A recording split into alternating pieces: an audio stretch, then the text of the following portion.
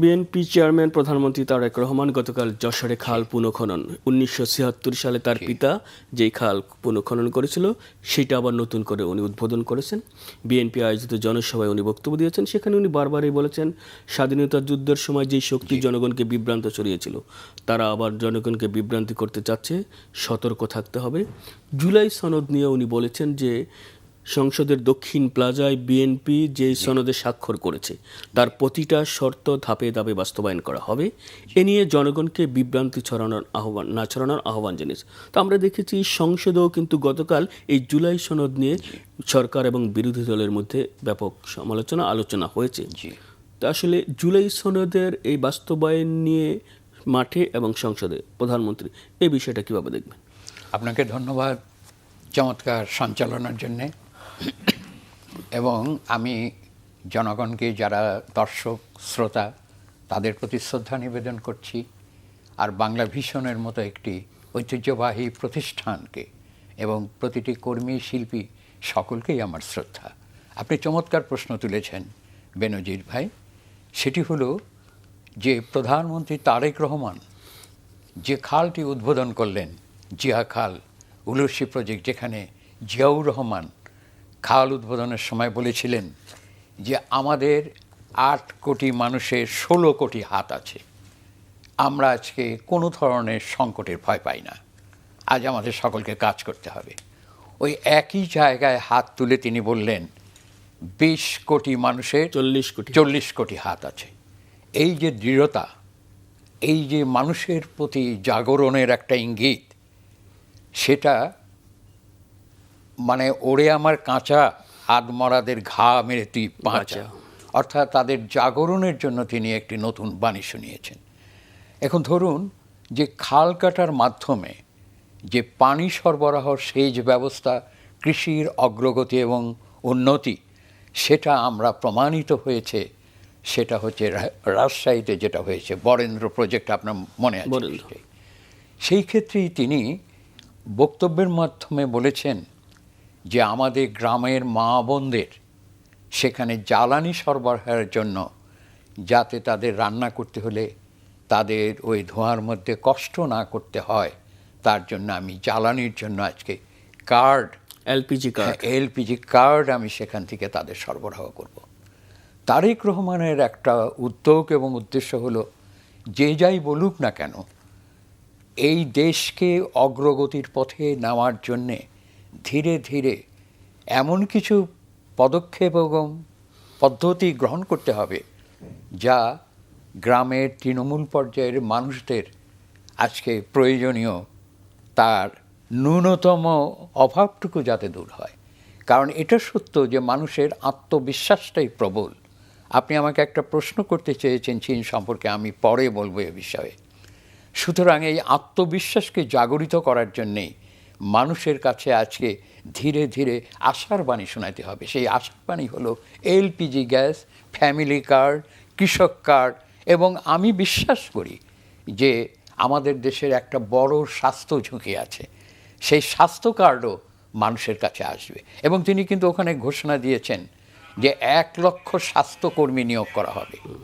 এই যে একটি উদ্যোগ, এই যে একটি সঠিক পদক্ষেপ, এটার একটি সুদূর প্রসারী এর একটা প্রতিক্রিয়া আছে।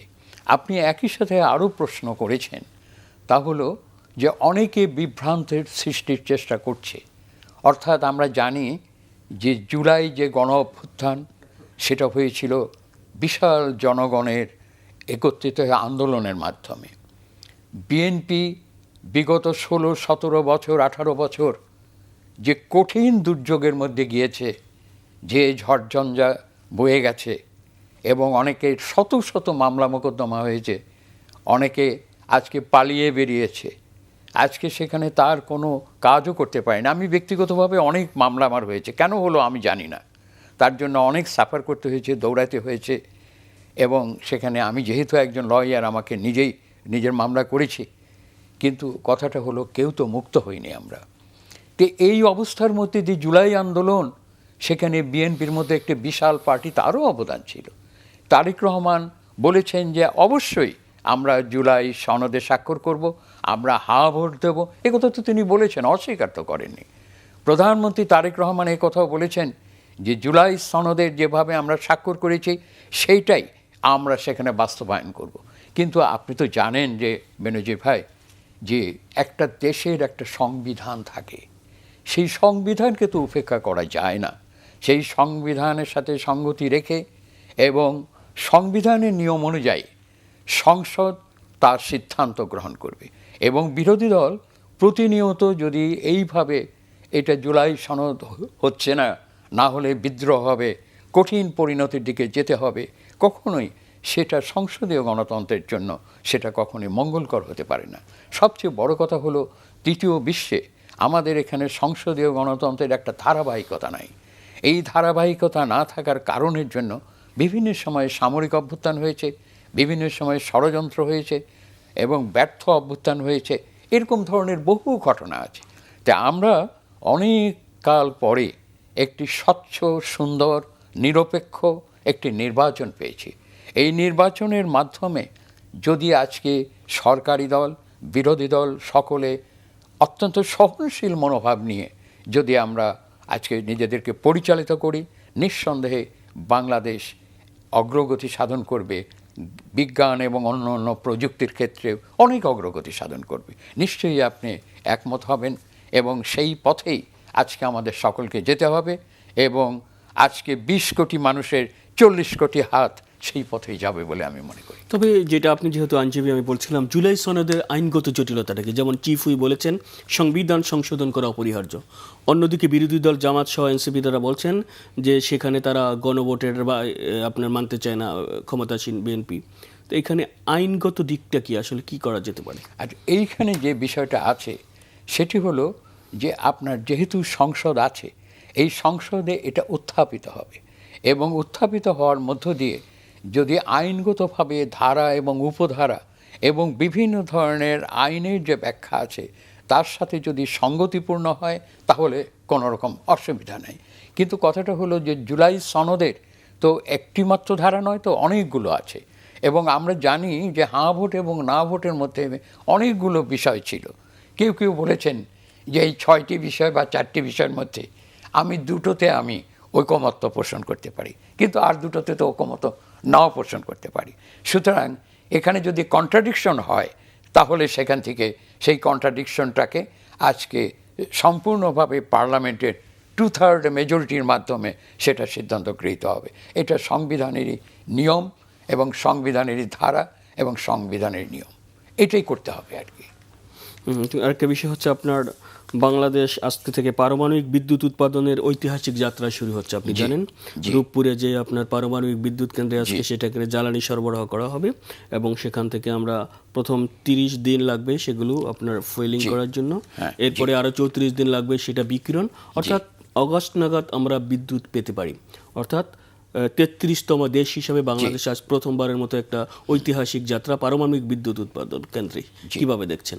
আপনি খুব চমৎকার প্রশ্ন করেছেন। এই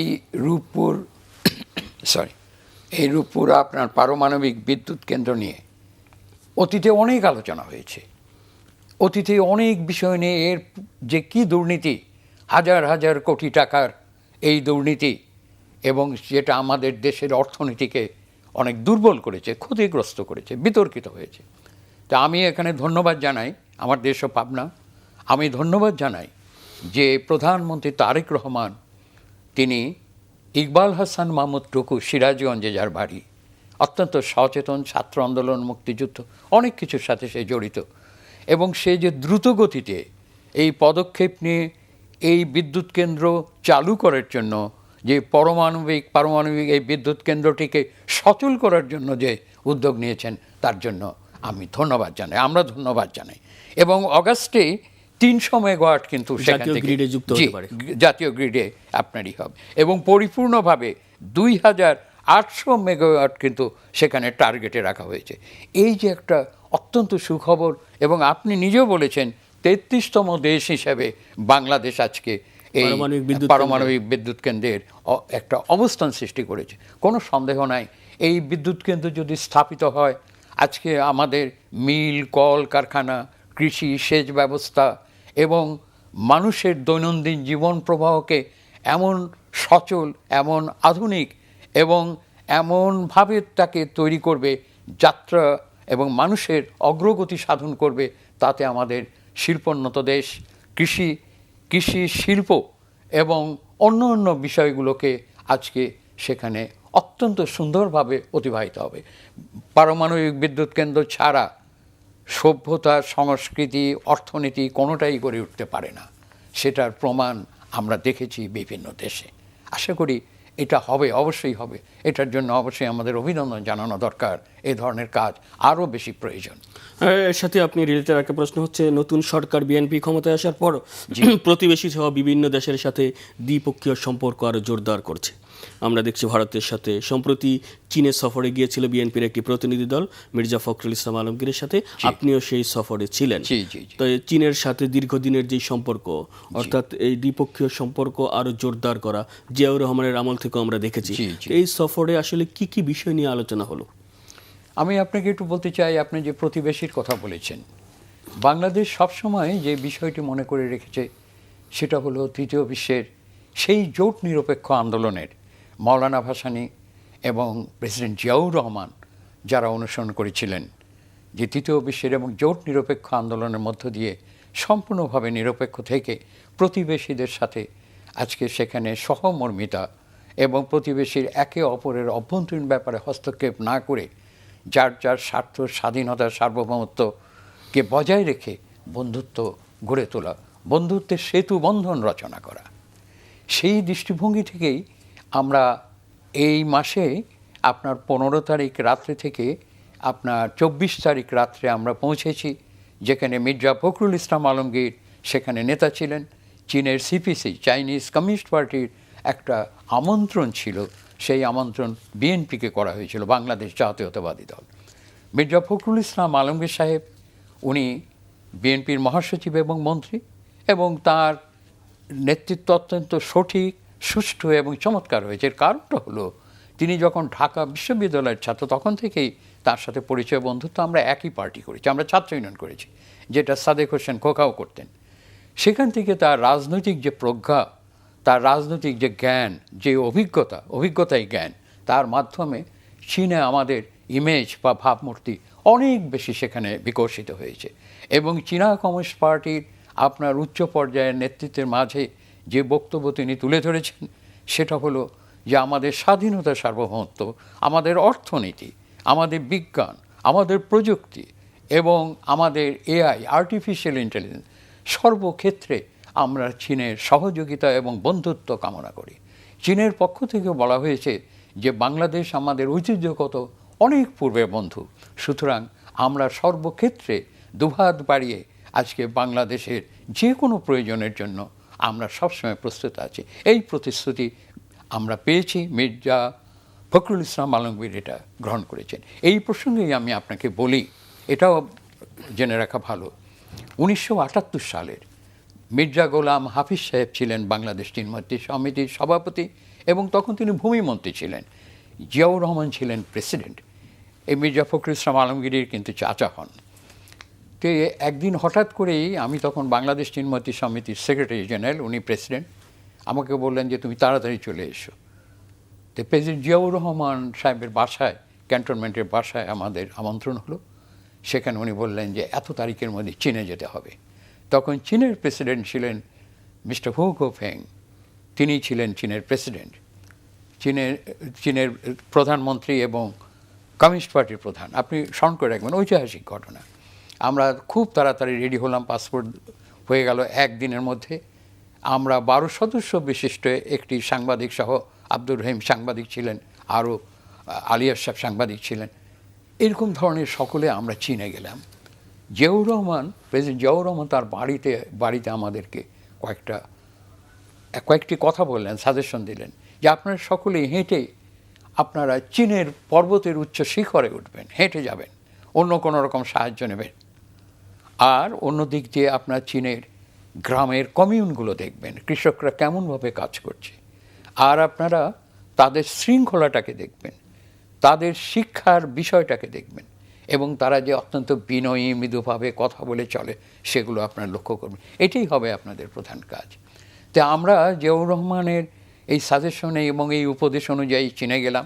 সাধারণত একজন মন্ত্রীকে ওই দেশের প্রধানমন্ত্রী বা কমিউনিস্ট পার্টির প্রধান সহজে কিন্তু সেখান থেকে ইন্টারভিউ দেবে না, কিন্তু তারা কিন্তু মির্জা গোলাম হাফিজ সাহেবকে দিলেন যে হ্যাঁ, বাংলাদেশ থেকে একজন এসছেন আমাদের এখানে, আমরা নিশ্চয়ই আমি সময় দেব। চীনের প্রধানমন্ত্রী এবং কমিউনিস্ট পার্টির প্রধান, তিনি আমাদের সময় দিলেন। যখন শুধুমাত্র মির্জা গোলাম হাফিজ সাহেবের যাওয়ার কথা ছিল, তখন প্রধানমন্ত্রী বলেন না, তার দলের সাথে যারা আছেন তারাও আসবেন। ওই দলের আমিই ছিলাম কনিষ্ঠতম সদস্য, এবং আমরা গিয়েছি। উনি ব্যক্তিগতভাবে জিজ্ঞেস করেছেন, সকলের পরিচয় নিয়েছেন। মির্জা গোলাম হাফিজ সাহেব জিয়াউর রহমান সাহেবের একটা চিঠি তাকে দিলেন, তিনি চিঠিটা আবার খুলে সকলের সামনে পড়ালেন। এটাই বোধহয় তাদের নিয়ম। সেই চিঠি পড়ে তখন উনি হাসলেন, এবং মির্জা গোলাম হাফিজ সাহেব বললেন, আমরা তো একটা ছোট দেশ থেকে এসেছি এই বিশাল দেশে। তখন তিনি বাধা দিয়ে বললেন যে ব্রিটেন তো একটা ছোট দেশ, তাহলে এই যে বিশ্বের এতগুলো দেশ শত শত বছর কেমনভাবে শাসন করবে? আপনাদের দেশ চমৎকার দেশ। আমাদের দেশ থেকে একসময় ফাইহেন, এবং আমাদের দেশ থেকে একসময় চীনা পর্যটকরা আপনাদের দেশ ভ্রমণ করে বলেছিল যে এই দেশে একবার প্রবেশ করা যায়, কিন্তু বাইরে যাওয়া যায় না। এটা কিন্তু আমরা ছোটোবেলায় আমরা পড়েছি আর কি। চীনের যে হিউয়েন সাং এবং ফাইহেন এসেছিলেন, এই বাংলাদেশের কথা বলেছিলেন। তখন বললেন যে আপনারা এমন একজন নেতা পেয়েছেন যিনি একজন তারুণ্য আছে, তার দৃষ্টিভঙ্গি ভালো, সৎ, বুদ্ধিমান, এবং আপনাদের দেশটাকে অত্যন্ত চমৎকারভাবে তিনি গড়ে তুলবেন। এবং সেখানে এই যে প্রধানমন্ত্রীর সাথে যে সাক্ষাৎকারে যে কথাগুলো বলেছিলেন, সেটা আমার মনে 78-এর ডিসেম্বরের শেষ থেকে জানুয়ারির 12 তারিখ পর্যন্ত আমরা সফর করেছিলাম। এরপরে অবশ্য আমি গিয়েছি 89-91-এ গিয়েছিলাম, তখন আমাদের ম্যাডাম বেগম খালেদা জিয়া প্রথম প্রধানমন্ত্রী হয়ে গিয়েছিলেন। আমি তখন 7 মেম্বার ডেলিগেশনের লিডার ছিলাম। তখনও চীনারা আমাদেরকে সহযোগিতার হাত প্রসারিত করেছে। এবারে যে শিক্ষা আমরা পেলাম সেটা হচ্ছে যে এত বেশি উন্নত হয়েছে এবার, যেটা অকল্পনীয়। যখন গাড়িতে আমরা যাচ্ছি, হঠাৎ যে দেখলাম যে প্রায় 50টা বাড়ি মাঠের মধ্যে, 50 থেকে 100 তলা। এখানে হঠাৎ বাড়িটা হলো কেন? রাস্তা দিয়ে যখন যাচ্ছি কোনো হর্ন বাজছে না, গাড়ির কোনো শব্দ নাই, কোনো ধোঁয়া নাই, সেখানে কোনো জ্যাম নাই, এবং সবচেয়ে আরও আশ্চর্য কথা যে তারা নির্ভর করছে তাদের টাকার উপরে। আমি ডলার নিয়ে গিয়েছিলাম, 1 টাকাও ভাঙাতে পারিনি, কেউ ডলার নেয়নি। এবং আমরা লজ্জা পেয়েছি যে তারা আমাদেরকে আমন্ত্রণ করেছেন, আমাদের সব কিছুই তারা দিয়েছেন, কিন্তু আমরা আজকে এই পশ্চিমা মনোভাবটা আমরা ছাড়তে পারিনি। তাদের দেশে যাব তো ইউয়ান নিয়ে যাব, তারা আমাদের বলেননি, কিন্তু আমরা ইউয়ান নেইনি অনেকে। এবং সেখানে সিম কার্ড নেই, সিম কার্ড ব্যবহার করতে পারছি না। সেখানে উইচ্যাট করে নিয়ে রোমিং করে নিতে হয়, এই সমস্ত জিনিস এতটাই ছিল যে কেন নেবে না, ডলারও নেবে, সিম কার্ডও পাওয়া যাবে, যেটা অন্য দেশে যেটা পায়। কিন্তু চীন আজকে সেখানে ডলারকে বর্জন করেছে। পৃথিবীর কোনো দেশ ডলার বর্জন করেছে বলে আমার মনে নেই। যে কোনো একটা দোকানে একটা জিনিস কিনতে গেলে সেখানে তো ডলার নেবে, এবং সেই অনুযায়ী তারা ব্যাংকের থেকে করে নেবে, সেটার একটা ইয়ে। এমনকি কোনো কোনো ক্ষেত্রে আপনার কোনো কার্ডও নেয়নি, যে কোনো ক্ষেত্রে আমি এটা শুনেছি, অনেকে বলেছে যে এটা নেয়নি। তো চীনের অভিজ্ঞতা হলো আপনার এআই, আর্টিফিশিয়াল ইন্টেলিজেন্স। চীনের অভিজ্ঞতা হলো যে মানে ইনফরমেশন টেকনোলজি, তাদের হলো ইন্ডাস্ট্রি, তাদের কৃষি, তাদের বিভিন্ন ধরনের ফার্ম, এবং তাদের প্রাকৃতিক যে পরিবেশ দূষণ থেকে মুক্ত হওয়ার জন্য যে পরিকল্পনা। আর একটি কথা হলো বিদ্যুতের ক্ষেত্রে যেটা বলেছেন, সোলার সিস্টেম, এই সৌর বিদ্যুৎ, এটার ব্যাপারে চাইনিজরা অনেক করে বলেছে যে আপনাদের দেশ আজকে জনবহুল দেশ, বিদ্যুতের চাহিদা থাকবে, এইটা আপনারা পরীক্ষা নিরীক্ষার মাধ্যমে এটা আপনার করতে হবে, যেভাবেই হোক আগামী পৃথিবীর দিকে তাকিয়ে করতে হবে। আপনাকে আরেকটা জিনিস বলি যে বেনজির ভাই, সেটা হলো এই যে আমার কাছে কিন্তু মনে হয়েছে যে চীন তার দেশকে যেভাবে গড়ে তুলছে সেটা হচ্ছে আগামী 100 বছরের দিকে তাকিয়ে। কারণ এই কারণের জন্যে আমি চীনে যে কোনো মানুষ দেখছি না, সকলে এত মানুষ কোথায় গেল? এর কারণটা হলো যে শহরের ব্যাপ্তিটা এত হয়েছে, এত বড় হয়েছে যে মানুষ ঠিকই আছে, কিন্তু আমাদের চোখে কম মানুষ ধরা পড়ছে। আনহুই একটা প্রভিন্স আছে, যেটা অনেকে নামই জানে না, আনহুই, কিন্তু সেখানে গেলে অবাক হয়ে যেতে হয় যে কোথায় এলাম, একটা রূপকথার রাজ্যের মতো মনে হয়। সুতরাং এখানে মানুষ, এখানে তাদের সংস্কৃতি, তাদের ঐতিহ্য, এই সমস্ত দিয়ে চীন একটি পরিপূর্ণভাবে একটা উন্নততর দেশ হিসেবে পরিচালিত হচ্ছে। আমি শেষ কথাটা হলো এই, আমার ধারণা যে এখন আমেরিকাকেও ছাড়িয়ে গেছে। না, এখন আপনি যেটা ইন্টারাপ্ট করি যে চীনের সাথে আমাদের যে সম্পর্ক, তারেক রহমান কিন্তু বলেছেন বাংলাদেশ সবার আগে বাংলাদেশ, এবং আপনার ভারসাম্যপূর্ণ পররাষ্ট্র নীতিতে বাংলাদেশ বিশ্বাস করে, ভারসাম্যপূর্ণ। সেক্ষেত্রে কি মনে হয় যে আমরা যদি চীনের দিকে বেশি ঝুঁকে যাই, আমেরিকা বা অন্য দেশগুলো কি সেক্ষেত্রে বৈরিতা হতে পারে কিনা? আমরা চীনের দিকে ওভাবে আমরা কখনোই আমরা ঝুঁকবো না। তারেক রহমান যেটা বলেছেন, আমরা ভারসাম্য বজায় রাখবো। আর আমি যেটা বললাম হচ্ছে চীনের কাছ থেকে আমরা শিক্ষা নিতে পারি। এই শিক্ষা নেওয়ার বিষয়টাই আমি বললাম। আমার দেশের অর্থনীতি গড়তে হবে আমার দেশের চেতনা এবং ভারসাম্য বজায় রেখে। আপনি যে প্রশ্নটা বললেন, অবশ্যই ভারসাম্য বজায় রাখবো। আর আমাদের যে অভিজ্ঞতা, সেই অভিজ্ঞতাটা হলো যে কোনো দেশ থেকেই আমরা অভিজ্ঞতা গ্রহণ করতে পারি এবং সহযোগিতা নিতে পারি। কিন্তু তার অর্থ যে আমাদের আজকে ব্যালেন্স অফ পাওয়ার, শক্তির ভারসাম্যের দিকে তাকিয়ে আজকে আমাদের এটাকে গ্রহণ করতে হবে। হ্যাঁ, আরেকটা বিষয় হচ্ছে আপনার দেশের 8টি বিমানবন্দর, বিশেষ করে বিমানবন্দরগুলিতে হাই অ্যালার্ট জারি করা হয়েছে। আপনারা জানেন পুলিশ সদর দপ্তর থেকে চিঠি পাঠানো হওয়ার পরেই বেসামরিক বিমান কর্তৃপক্ষ সহ, এছাড়া গোয়েন্দাদের তথ্য অনুযায়ী জঙ্গি তালিকা, অর্থাৎ জঙ্গিরা আবারও মাঠে, 1611 জন জঙ্গি মাঠে। অর্থাৎ হঠাৎ করে এই যে জঙ্গি এবং আমাদের যে নিরাপত্তা নিয়ে কেমন যেন আবারও অস্থিতিশীল করার জন্য একটা ষড়যন্ত্র হচ্ছে কিনা, কিভাবে দেখবেন?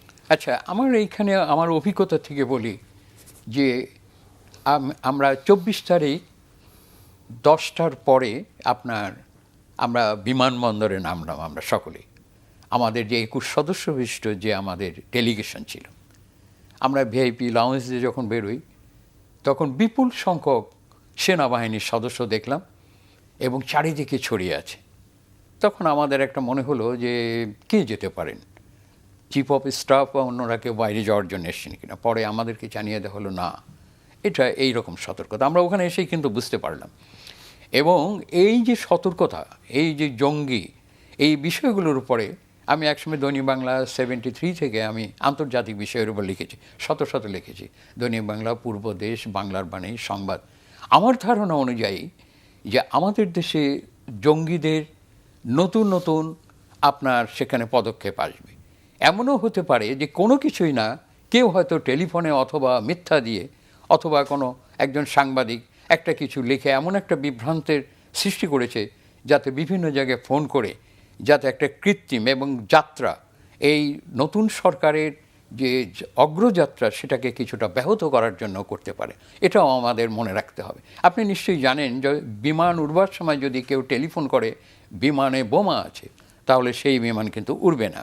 এটা আন্তর্জাতিকভাবেই এটার একটা নিয়ম। সরকারকে কি করতে হবে? সুতরাং এক্ষেত্রে সরকারকে সতর্ক থাকতেই হবে। তারা সরকার যে সতর্কতার পদক্ষেপ নিয়েছে অবশ্যই সেটা গ্রহণ করতে হবে। এইটাই হলো তাদের কর্তব্য। আমরা আশা করি যে এটা এইসব জঙ্গি বা অন্য কোনো কিছুই বাংলাদেশের অগ্রযাত্রাকে ব্যাহত করতে পারবে না। আরেকটা বিষয় লাস্ট আপনাকে শেষ করব। বাংলাদেশের নতুন ভারতের হাই কমিশনার দীনেশ ত্রিবেদী আসছেন, প্রণয় ভার্মা যাচ্ছে দীনেশ। তবে এতদিন পরে ডিপ্লোম্যাটিক যে কোরাম আছে, অর্থাৎ একজন কূটনীতিককে বাদ দিয়ে একজন রাজনীতিবিদকে দীর্ঘ বছর পরে তাদের যে চেঞ্জ, কিভাবে দেখবেন? আচ্ছা, এখন কথাটা হলো দীনেশ ত্রিবেদী কিন্তু আগে মন্ত্রী ছিলেন। মন্ত্রী থেকে বাংলাদেশের মতো একটি দেশে তাকে হাই কমিশনার করেছেন আর কি। অর্থাৎ এর অর্থটা হলো যে আমার ধারণা অনুযায়ী যে কূটনীতিক হিসাবে তিনি যতটা না এখানে পদক্ষেপ নেবেন, রাজনীতিবিদ হিসেবেই তিনি সেভাবে নেবেন। রাজনীতিটাকে তিনি ভালো বুঝবেন। অর্থাৎ রাজনীতিক, politics first and all other things are related to it, এই তত্ত্ব এখানে তিনি প্রয়োগ করবেন। অর্থাৎ রাজনৈতিক অ্যাঙ্গেলটাকেই তিনি তার এখানে প্রয়োগের জন্য চেষ্টা করবেন। এটা একটা নতুন একটা দিক। সুতরাং এই ক্ষেত্রে আমাদের দেশের পররাষ্ট্র মন্ত্রণালয়, সরকার এবং সকলেই নিঃসন্দেহে এক্ষেত্রে ভারতের সাথে সম্পর্ক যে আরো কি সুন্দর হবে কিনা, আরো সম্পর্ক আর জোরালো হবে। মনে করি ভারতের সাথে সম্পর্ক সুন্দর হবে এবং হওয়া উচিত, যেহেতু তারা আমাদের প্রতিবেশীদের। ওই সাথেই সার্ক আমাদের কিন্তু আবার পুনরুজ্জীবিত করতে হবে, যেটা শহীদ প্রেসিডেন্ট জিয়াউর রহমান করেছিলেন 1985 সালে। জি, এটা আমাদের করতে হবে। সুতরাং আমরা সবসময় প্রতিবেশীর সাথে বন্ধুত্ব করতে চাই এবং সুদৃঢ় করতে চাই আমাদের স্বাধীনতা সার্বভৌমত্ব। ওকে ভাই, আপনাকে অসংখ্য ধন্যবাদ। আপনাকেও অসংখ্য ধন্যবাদ। প্রিয় দর্শক, ফ্রন্ট পেজ আজ এ পর্যন্তই। আগামীকাল দেখা হবে ঠিক একই সময়ে। ভালো থাকুন, সুস্থ থাকুন, শুভ সকাল।